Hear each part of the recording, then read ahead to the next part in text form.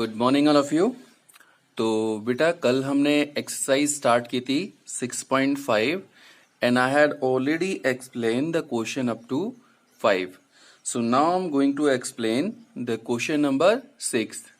तो देखिए how to solve this. तो क्वेश्चन नंबर 6 आपको दे रखा है ABC is an equilateral triangle of side 2A. Find each of its altitude. अब क्योंकि इक्विलेटरल ट्राइंगल का मतलब होता है ऐसा ट्राइंगल जिसकी सारी की सारी साइड क्या होती हैं, इक्वल होती हैं, और सारी की सारी साइड कितनी है इसकी 2A है. तो इसका जो एल्टीट्यूड होंगे दे आर 3 एल्टीट्यूड्स, और तीनों एल्टीट्यूड की वैल्यू भी क्या होगी, इक्वल होगी. तो आप कोई सा भी एक एल्टीट्यूड फाइंड आउट कर लीजिए, सारे के सारे एल्टीट्यूड पता लग जाएंगे, वही होंगे. Okay, now let's start how to solve this question. So as I told you last time, first of all we will follow the procedure. We will write given that, and whatever we have to find out we have to write here, and after that solution, and diagram should be neat and clean. तो क्या कह रखा है यहाँ पर, आपसे कह रखा है कि ABC एक इक्विलेटरल ट्राइंगल है जिसकी सारी की सारी साइड 2A है, and we have to find out the altitude. Suppose that मैंने A से यहाँ पर एक 90 डिग्री का एंगल बनाया, यानी कि ये लाइन जो है ये कहलाएगी एल्टीट्यूड. एल्टीट्यूड का मतलब होता है हाइट, यानी किसी भी अपोजिट वर्टेक्स से उसकी सामने वाली साइड पर जो परपेंडिकुलर लाइन ड्रॉ की जाती है उस लाइन को हम कहते हैं एल्टीट्यूड. ठीक है, तो यहाँ पर आपको पता है कि ये भी साइड 2A है, ये भी साइड 2A है, और ये भी 2A है. ठीक है, तो यहाँ भी एल्टीट्यूड सेम आएगी और यहाँ भी एल्टीट्यूड सेम आएगी. तो 1 2 1 3 इस तरह से 3 एल्टीट्यूड होती हैं. तो देखिए how can we find out, कई सारे तरीके हैं, and I am just telling you one of the easiest method of it. तो पहले लिया मैंने इन ट्राइंगल ABC. आपको पता है ट्राइंगल का एरिया निकालने का फॉर्मूला होता है 1/2 बेस इंटू हाइट. क्योंकि ये इक्विलेटरल ट्राइंगल है तो इसका फॉर्मूला होगा √3/4 साइड स्क्वायर. अब है तो ये ट्राइंगल ही, तो आप ये लगाएं या ये लगाएं, दोनों से आंसर तो एक ही आएगा क्योंकि दोनों की वैल्यू क्या होगी, बराबर होगी. ओके, तो वही मैंने किया, एरिया ऑफ ट्राइंगल की ये लिख दिया मैंने 1/2 बेस इंटू एल्टीट्यूड. हाइट या एल्टीट्यूड एक ही बात होती है. And now just simply put up the value. Base कितना है 2A, altitude we have to find out, side कितनी है 2A.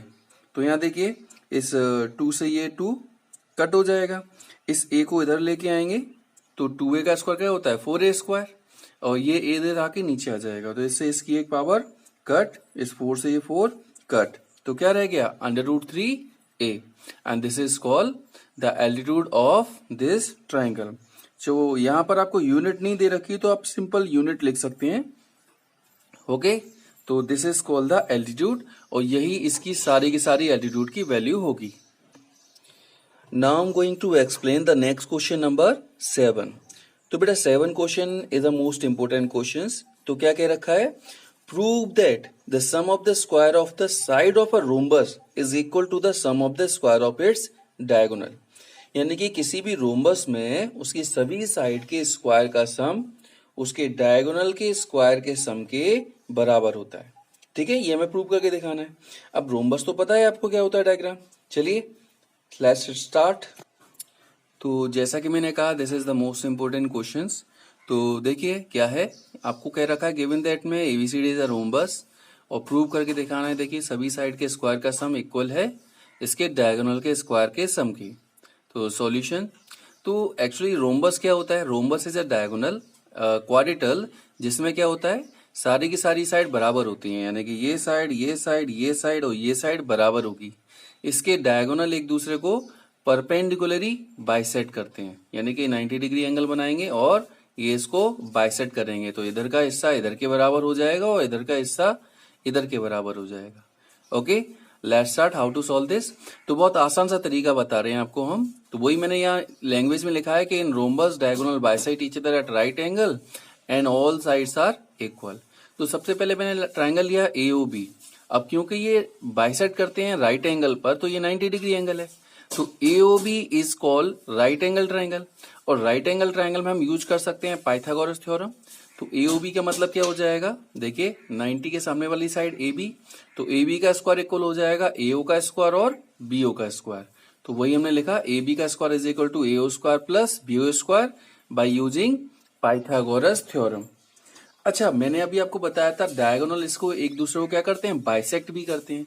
तो जो AO होगा वो AC का आधा होगा और BO होगा जो BD का आधा होगा। तो हम लिख सकते हैं AO is a half of AC और BO is a half of BD। Square करेंगे तो AC का स्क्वायर और 2 का स्क्वायर 4 हो गया, BD का स्क्वायर और 2 का स्क्वायर 4 हो गया। एलसीएम लेके क्रॉस इनटू कर दीजिए तो 4 यहाँ पहुंच जाएगा। अब क्योंकि यहाँ 4 आ गया तो इसको हम 4 बार लिख सकते हैं। अब मैंने आपको बताया था इसकी सारी साइड क्या होती हैं, इक्वल होती हैं। इसका मतलब AB की जगह AB लिख सकते हैं, AB की जगह BC भी लिख सकते हैं, AB की जगह CD भी लिख सकते हैं और AB की जगह DA भी लिख सकते हैं। तो बस यही आपको प्रूव करना था कि AB square plus BC square plus CD square plus DA square is equal to AC square plus BD square. Okay, it's easy questions as well as important questions. Okay student, now move on to the next question number 8. तो बेटा 8 question देखने में बहुत खतरनाक सा लग रहा है। डायग्राम दे रखा है और बड़ी सारी वैल्यू को प्रूव करके दिखाना है। तो पहले देखिए क्या इसमें करना है।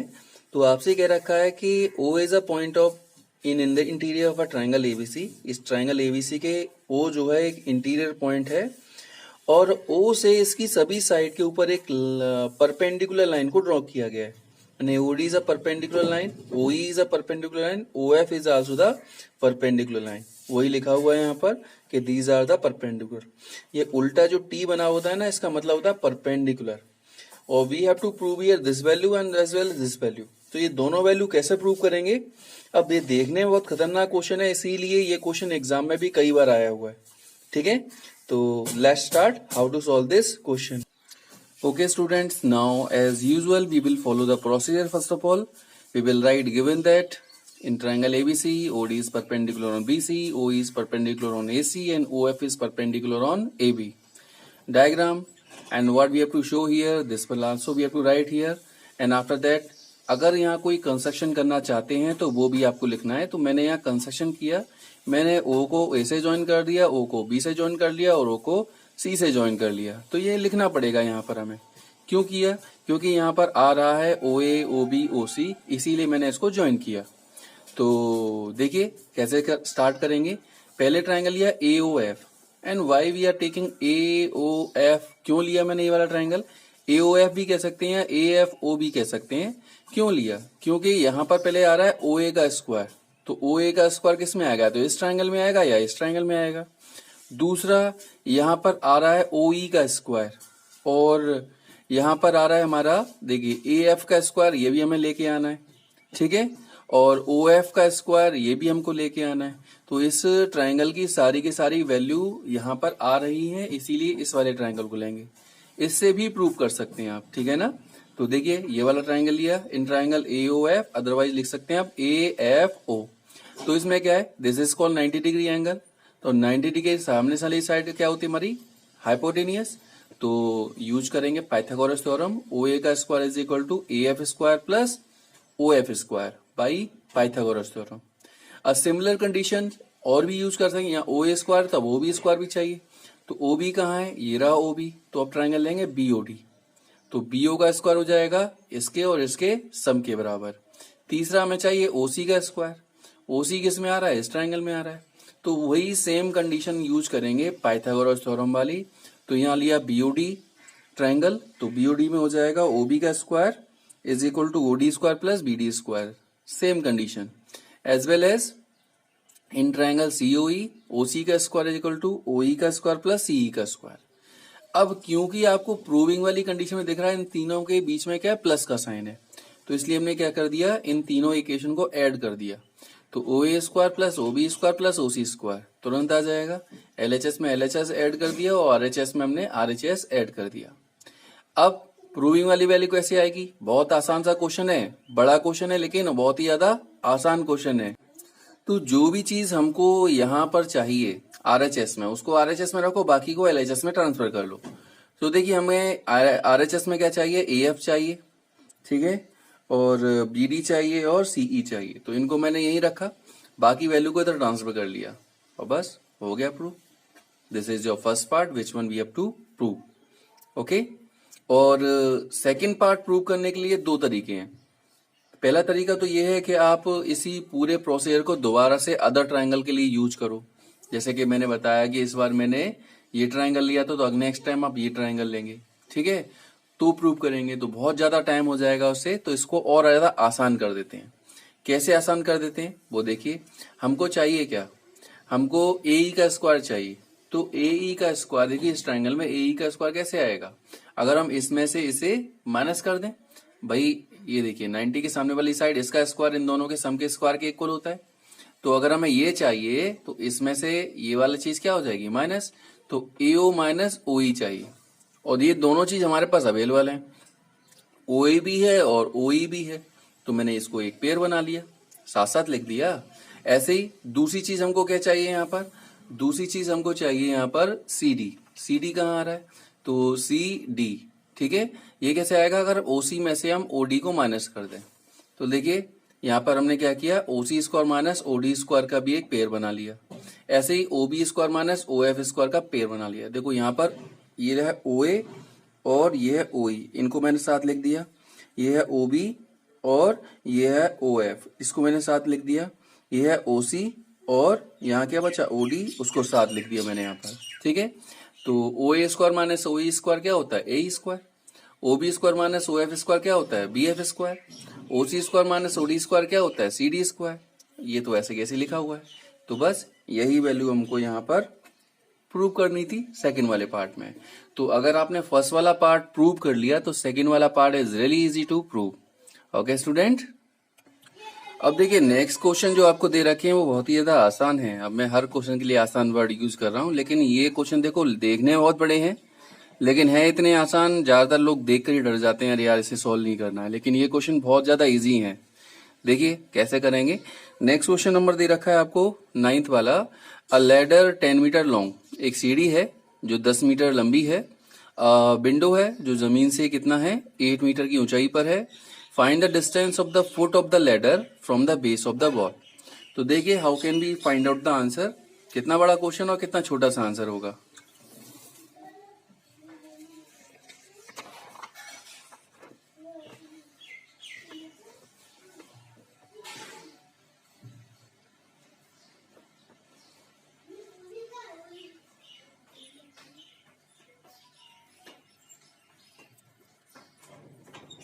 तो देखिए इसमें क्या कह रखा है आपसे, आपसे कह रखा है 9 क्वेश्चन में एक ट्रायंगल को हमने ड्रॉ किया। ये मान लीजिए विंडो है, ये लैडर है और ये हमको निकालना है, यानी कि बेस से लैडर का जो फुट है वो कितनी डिस्टेंस पर है। तो it means in the given that ये दो वैल्यू दे रखी है, फाइंड दैट ये वैल्यू हमें फाइंड आउट करके दिखानी है। And now you know very well, शायद हो सकता है 8th क्लास में ऐसा क्वेश्चन पढ़ा हो आपने कि in triangle ABC you know Pythagoras theorem, तो AC का स्क्वायर इक्वल हो जाएगा AB square plus BC square. Now simply we just put up the value. AC की जगह रख दिया हमने 10 और इसकी जगह रख दिया हमने 8। ओके, एंड नाउ 10 का स्क्वायर 100, इसको उधर लेके आएंगे 64, माइनस करेंगे एंड यू विल गेट 36। अब यहाँ से स्क्वायर हटाते हैं तो यहाँ स्क्वायर रूट लग जाता है, और 36 का square root you know very well क्या होता है, 6 metre. Okay student, it's really easy question. दिख रहा होगा आपको बहुत ज्यादा आसान सा क्वेश्चन है।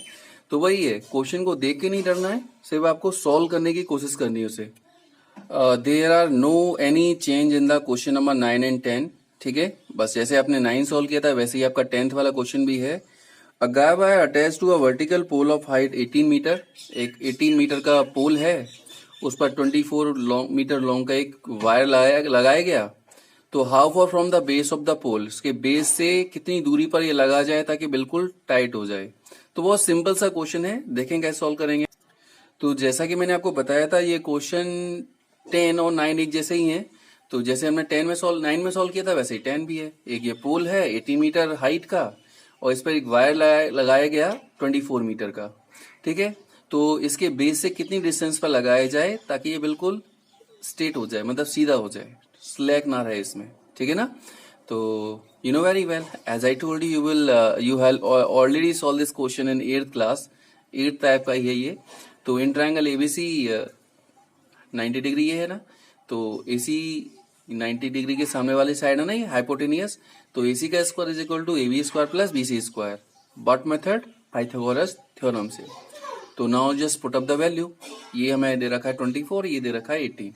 24 का स्क्वायर 576, इसका स्क्वायर होता है 324।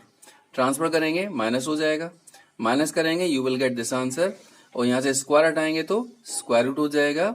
तो AB की वैल्यू हो गई हमारी कितनी, इट इज अंडर रूट 252। अब यहाँ इतना भी छोड़ सकते हैं और अगर और सॉल्व करना चाहते हैं तो वो भी कर सकते हैं। कैसे? इसके हमने प्राइम फैक्टर कर दिए तो ये इसके प्राइम फैक्टर हो गए। ठीक है, प्राइम फैक्टर को इसके अंदर लिखा तो देखो एक पेयर ये बन रहा है, एक पेयर ये बन रहा है, तो ये दोनों नंबर बाहर आ जाएंगे, बाकी अंदर रह जाएगा 7। तो 2 3 जा 6, तो इसका आंसर हो गया 607 मीटर। ये हो जाएगी पोल के बेस से उस वायर के लगाने तक की distance. Okay student, okay guys, move on to the next question number 11। अगला क्वेश्चन आपको दे रखा है, an aeroplane leaves an airport and flies due north at the speed of 1000 kilometre per hour. एक एरोप्लेन जो है नॉर्थ की direction में उड़ रहा है इतनी स्पीड से। एट द सेम टाइम उसी समय एक और एरोप्लेन है जो उसी एयरपोर्ट से उड़ता है और वेस्ट की तरफ जाता है 1200 किलोमीटर पर आवर की स्पीड से। तो how far apart will be the two planes after 1.5 year. तो आफ्टर 1.5 ईयर दोनों प्लेन कितनी डिस्टेंस पर होंगे ये आपको बताना है। ठीक है, देखिए वैसे तो थोड़ा सा फिजिक्स का भी रूल यहाँ पर यूज हो गया है, देखें कैसे सॉल्व करेंगे इसे हम। तो बेटा यहाँ पर आपको वही, first of all we will write given that and find that solutions diagram also. तो डायरेक्शन कभी भी अगर आप लेते हैं तो इस तरह से डायरेक्शन लिए जाते हैं। ठीक है, हमेशा याद रख ली, कभी भी कोई क्वेश्चन डायरेक्शन वाला आए तो हमेशा आपको ये साइन जरूर बना देना है, east west north and south का। ठीक है, और याद रख लीजिए हर डायरेक्शन के बीच में जो एंगल होता है it is a 90 degree angle. ठीक है, ये भी आपको याद रखना है। दे क्या रखा है आपको, स्पीड ऑफ एरोप्लेन दे रखी है। जो नॉर्थ में जा रहा है उसकी स्पीड है 1000 किलोमीटर पर आवर, जो वेस्ट में जा रहा है उसकी स्पीड है 1200 किलोमीटर पर आवर, और आपको बताना है कि आफ्टर 1.5 ईयर ये कितनी दूरी पर होंगे। तो मान लिया, ठीक है, एक डायग्राम मैंने बनाया, तो हाउ फॉर कितना होंगे ए बी, एक प्लेन यहाँ हो जाएगा एक प्लेन यहाँ हो जाएगा। मान लीजिए यहाँ से दोनों प्लेन उड़े, इनके बीच की एंगल क्या होगा, 90 डिग्री का होगा। क्यों? क्योंकि हर एक डायरेक्शन के बीच का एंगल जो है 90 डिग्री होता है। तो यहां से आप एक इधर गया और एक इधर गया। ठीक है, तो ये मान लीजिए 1.5 ये टाइम में, आवर में यहां तक पहुंचा, और ये 1.5 टाइम में यहां तक पहुंचा। ठीक है, लेकिन क्वेश्चन हम स्पीड से सॉल्व नहीं कर सकते, तो कैसे सॉल्व करेंगे, we will solve the questions by using distance. तो डिस्टेंस का फॉर्मूला होता है हमारा स्पीड इनटू टाइम। ठीक है, तो पहले हम यहां से यहां तक की डिस्टेंस निकालेंगे, तो इसकी स्पीड कितनी थी 1000, टाइम कितना लगा भाई, टाइम लगा इसको 1.5, इसका मतलब 2 1 जा 2 and 1 3/2 इतना लगा, तो 3/2 आवर्स लगे। तो कट कर दीजिए, 2 से ये कट हो जाएगा 500, 500 3 जा 1500 किलोमीटर, यानी ये डिस्टेंस हमें पता लगी इट इज 1500 किलोमीटर है। और डिस्टेंस हम OA निकालते हैं, तो यहाँ पर स्पीड थी 1200, टाइमिंग वही है। फिर देखिए 2 से ये कट हो गया 6 टाइम और 6 से ये 3 टाइम, तो 1800 किलोमीटर। तो ये वैल्यू हमें निकल के आगे कितनी है, 1800 किलोमीटर है। अब हमको ये पता है और ये पता है, आपको इन दोनों प्लेन के बीच की डिस्टेंस निकालनी है, ये डिस्टेंस हमको निकालनी है। तो सिंपल यूज कर सकते हैं हम पाइथागोरस थ्योरम। तो लेंगे इन ट्राइंगल AOB, AB का स्क्वायर इक्वल क्या हो जाएगा, AO square plus BO square, वही हमने यहाँ यूज किया। तो इन ट्राइंगल AOB, AB का square is equal to AO square plus OB square by Pythagoras theorem. Now we just simply put up the value. तो देखिए ये वैल्यू कितनी है 1800, ये वैल्यू कितनी है 1500, इसका स्क्वायर होता है, इसका स्क्वायर कर दिया, दोनों को ऐड कर दिया, स्क्वायर हटाएंगे तो यहाँ स्क्वायर रूट लग जाएगा। अब देखिए यहाँ पर 1 2 3 4 जीरो है। ठीक है, तो जब स्क्वायर रूट निकालते हैं तो 0 हाफ रह जाते हैं, तो 4 का क्या हो जाएगा, 2 जीरो आ जाएंगे बाहर, अंदर रह गया 549। इजी करने का तरीका होता है ये, ठीक, नहीं तो पूरे के फैक्टर करोगे तो बहुत टाइम लग जाएगा। अब 549 के हमने फैक्टर किए, 3 से कट किया 183 टाइम, 3 से कट करेंगे ये 61 टाइम, 61 से करेंगे 1 टाइम, तो इसका तो पेयर बन रहा है। ठीक है, किसका पेयर नहीं बन रहा, 61 का, तो ये 3 बाहर आ जाएगा, तो 3 into 100 300 हो गया, अंदर क्या रह गया 61 किलोमीटर। तो ये हो जाएगी दोनों प्लेन के बीच की डिस्टेंस। इस तरह से हम इस क्वेश्चन को सॉल्व कर सकते हैं। Okay guys.